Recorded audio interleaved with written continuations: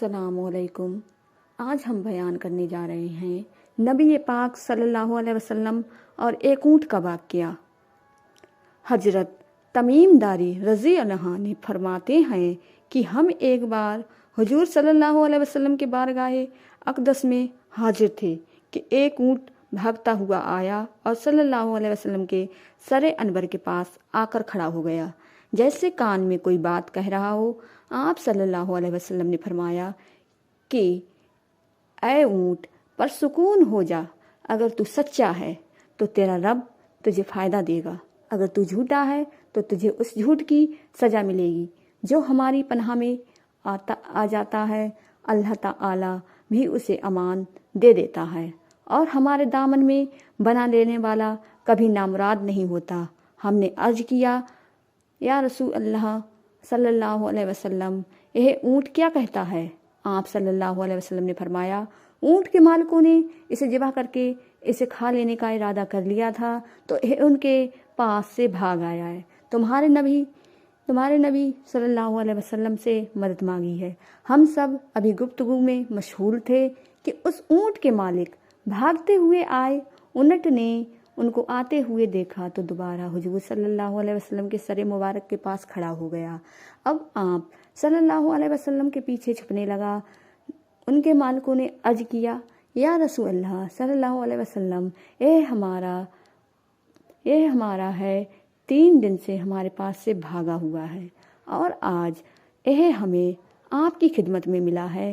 اس پر آپ صلی اللہ علیہ وسلم نے فرمایا، یہ میرے سامنے شکایت کر رہا ہے کہ یہ تمہارے پاس کئی سال تک پلا بڑا۔ جب موسم میں گرما آتا تو تم گھاس اور چارے والے علاقے میں اس پر سوار ہو کر جاتے، اور جب موسم میں سرما آتا تو تم اسی پر بیٹھ کر گرم علاقوں کی طرف جاتے۔ اب جب کہ اس خستہ حال کی عمر میں پہنچ گیا ہے تو تم اسے ذبح کر کے اس کا گوشت کھا لینے کا ارادہ کر لیا ہے۔ انہوں نے عرض کیا، خدا کی قسم یا رسول اللہ صلی اللہ علیہ وسلم، یہ بات بالکل اسی طرح ہے جس طرح آپ نے فرمایا۔ اس پر حضور صلی اللہ علیہ وسلم نے فرمایا، ایک اچھی خدمت گزار کی اس کے مالکوں کی طرف سے کیا یہی جزا ہوتی ہے؟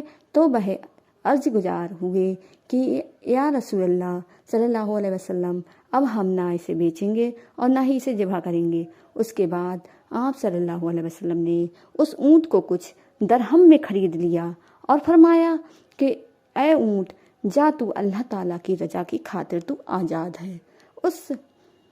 اس اونٹ نے حضور صلی اللہ علیہ وسلم کے سر مبارک کے پاس اپنا منہ لے جا کر کوئی آواز دی تو آپ صلی اللہ علیہ وسلم نے فرمایا آمین۔ اس نے پھر دعا کی۔ آپ صلی اللہ علیہ وسلم نے فرمایا آمین۔ اس نے پھر دعا کی۔ آپ صلی اللہ علیہ وسلم نے فرمایا آمین۔ اس نے جب چوتھی مرتبہ دعا کی تو آپ صلی اللہ علیہ وسلم آپ دیدہ ہو گئے، آنکھوں سے آنسو بہنے لگے۔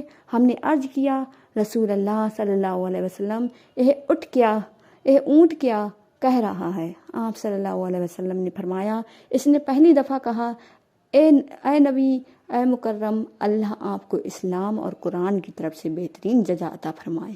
میں نے کہا آمین۔ پھر اس نے کہا، اللہ تعالیٰ قیامت کے دن آپ کی امت سے اسی طرح خوف کو دور فرمائے جس طرح آپ نے مجھ پر دور فرمایا ہے۔ میں نے کہا آمین۔ پھر اس نے دعا کی کہ اے اللہ تعالیٰ دشمنوں سے آپ کی امت کے خون کو اسی طرح محفوظ رکھے جس طرح میرا خون محفوظ فرمایا ہے۔ اس نے پھر کہا کہ اللہ تعالیٰ آپ کی امت کے درمیان جنگ جدا نہ ہونے دے۔ یہ سن کر رونا آ گیا، کیونکہ یہ دعائیں میں نے بھی اللہ تعالیٰ سے مانگی تھیں۔ پہلی 3 تو قبول فرما لی، لیکن آخری دعا سے منع فرما دیا۔ جب جبرائیل علیہ السلام نے اللہ تعالیٰ کی طرف سے مجھے خبر دی کہ میری یہ امت آپس میں جنگ کر کے فنا ہوگی، جو کچھ ہونے والا ہے قلم اسے لکھ چکی ہے۔ محترم حضرت نبی کریم صلی اللہ علیہ وسلم کے حدیث مبارک میں جو لکھا ہے آج وہ بالکل سچ نظر آ رہا ہے۔ آج کے دور پر نظر دوڑائیں تو ہم دیکھتے ہیں کہ مسلمان کس طرح ایک دوسرے کے خون کے پیاسے ہیں، ایک دوسرے کو کس طرح قتل کرنے کو تیار ہیں، فرقہ واریت کے نام پر ایک دوسرے کے جان کے دشمن بنے ہیں۔ جتنا نقصان مسلمان کا کیا ہے اتنا شاید کافروں نے مسلمان کا نہیں کیا۔ ہمیں چاہیے کہ ہم اللہ تعالیٰ کی رسی کو مضبوطی سے تھام لیں، فرقہ واریت کو ختم کریں، ایک امت بن جائیں اور آپس کی نفرتوں کو ختم کر دیں۔ مسلمان کا بھائی ہے، آپس میں پیار اور محبت سے رہیں۔ اللہ تعالی ہم سب کو سمجھنے اور نیک بننے کی توفیق عطا فرمائے، آمین۔ پیارے دوستو، اگر آپ کو ہماری ویڈیو اچھی لگی ہو تو چینل کو سبسکرائب کر لیجئے گا اور بیل آئیکن پریس کر دیجئے گا۔